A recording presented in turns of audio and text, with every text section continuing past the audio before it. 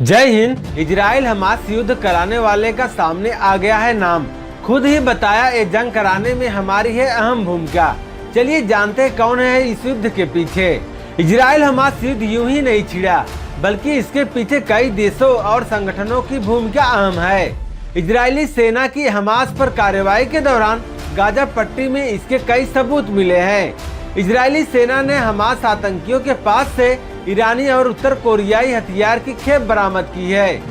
वहीं इस बीच लेबनान के खतरनाक इस्लामिक संगठन हिजबुल्लाह ने बड़ा दावा किया है। ईरान समर्पित इस संगठन का दावा है कि इजराइल हमास युद्ध में उसकी अहम भूमिका है।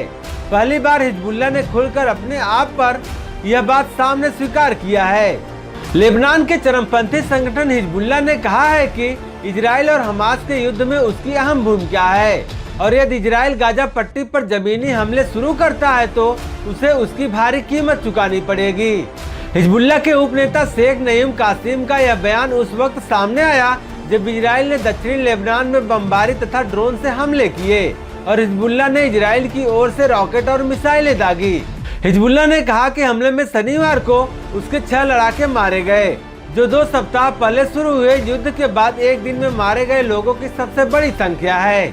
कासिम ने कहा कि लेबनान इजराइल सीमा पर तनाव पैदा करने का हिजबुल्लाह के लिए एक स्पष्ट उद्देश्य है। उसने कहा, हम इजरायली दुश्मन को कमजोर करने की कोशिश कर रहे हैं और उन्हें बता रहे हैं कि हम तैयार हैं। हमास ने कहा है कि अगर इजराइल गाजा से जमीनी हमले शुरू करता है तो हिजबुल्लाह युद्ध में शामिल हो जाएगा।